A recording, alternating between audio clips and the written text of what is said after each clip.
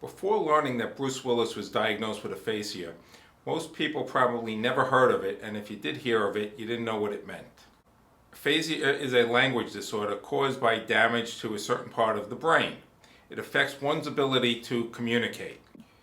It could be caused by head trauma, stroke, brain tumor, infection, or dementia. It robs one's ability to communicate, either verbally or even in writing. Like anything else, this could affect different people in different ways depending on its severity. Whether Bruce Willis will end up in a nursing home or an assisted living facility is yet to be seen. However, his condition must be rather advanced or severe because his family issued a statement stating that he is stepping away from acting, and it was signed by everybody in his family, his ex-wife, his current wife, and his children, and not by Bruce Willis.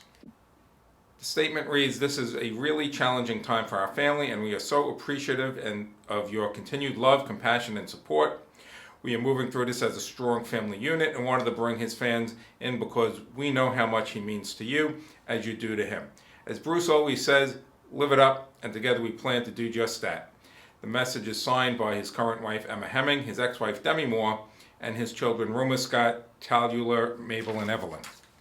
Now, there could be benefits to going to a nursing home or an assisted living facility if it's warranted. Some people, depending again on the severity, may be able to function at home with the care and love of their family. But going to a professional facility such as a nursing home can have several benefits. One, you get to engage with other people.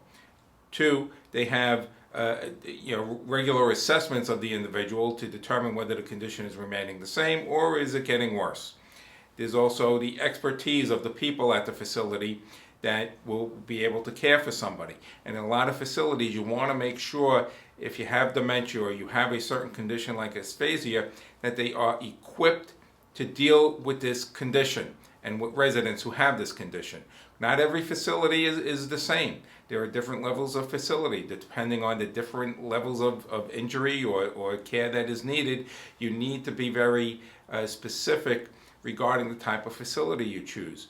And if you want information about what to look for in choosing a nursing home or an assisted living facility, send me an email at rizzuto@rizzutolaw.com or click the link in the description and you can download a free ebook on how to select a nursing home.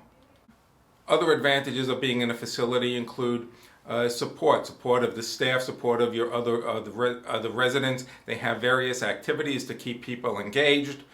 They have extracurricular events where they take you to churches, they take you to casinos, they take you to parks.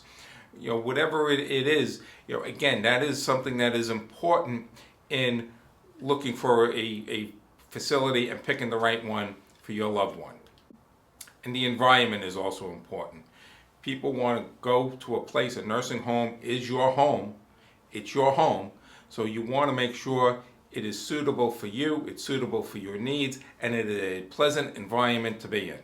So choosing a facility is crucial. You want to make sure that the location is good, they provide the proper services, that the staff is there. You should always go to the facility and talk to the staff, see what the turnover ratio is, see how the staff feels about working at the facility. The biggest problem in these facilities today, in this day and age, is understaffing. Understaffing was always the number one cause of neglect in nursing homes and assisted living facilities, and today it's even worse because after COVID, the staffing ratios have gotten really, really bad. Inadequate staffing is neglect. It can result in the loss of someone's dignity because they're not being properly cared for. They're not getting their nails trimmed. They're not getting bathed. They're not getting their sheets changed. They're not getting their clothes changed. And that is a problem, right? It can also result in more serious injuries such as bed sores, people falling out of bed. Sometimes it even results in sexual assaults because there are not enough staff to keep an eye as to what's going on in these facilities. Sometimes it's even the staff that is sexually assaulting or abusing the residents. So these are all concerns to have. You can also check with the Department of Health before you go to a nursing home to see whether or not there have been previous complaints made against that nursing home and what the nature of those complaints were there investigations, what were the results of the investigation. There is a lot of information that is out there. Again, if you click the link in the description, you can download the free guide, and it will give you instructions on where to find all of this information as well. But once you pick the facility, you need to be aware of the fact that your loved one is getting the proper treatment and the proper care. The best way to do that, the best way to make sure that your loved one is getting the proper care is to visit them. If the facility knows that you're involved and that you're going to visit the resident and that you're making complaints or questioning what they're doing, they will treat that person better. And if you have any complaints, you should document them, send emails, send letters. Emails is probably the better way these days, send faxes, but document them. Get the names of the people that you're speaking to. Request care meetings. You can do that. You can have meetings with the staff to discuss what the care plan is. They have to develop a care plan particular to the resident. Being involved is the best way to make sure that your loved one is getting the proper care in a nursing home or an assisted living facility. Asking questions is a must-do to make sure that they're getting the proper care, and letting the facility and the people running the facility know you care, know that you're involved. It shouldn't matter. They should treat all residents the same. They should make sure everybody is cared for. They should make sure everybody is treated with respect and dignity, and that they're happy in these facilities, because they get paid a lot of money. They get paid a lot of money to take care of these people, and the simple fact is a lot of the facilities place profits over people, and that is why these people are getting neglected in nursing homes and assisted living facilities.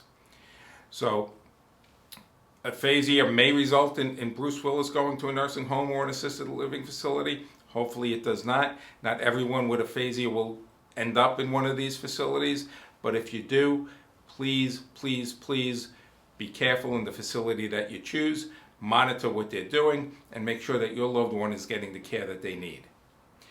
If you found this information helpful, subscribe to the channel.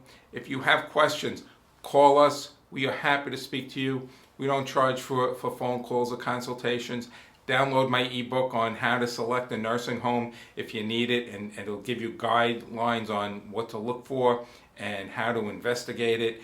We also have an ebook on signs of spotting neglect in nursing homes. I'll put that in the description too, and you can download that. So subscribe to the channel if you found this information helpful, and I will see you there.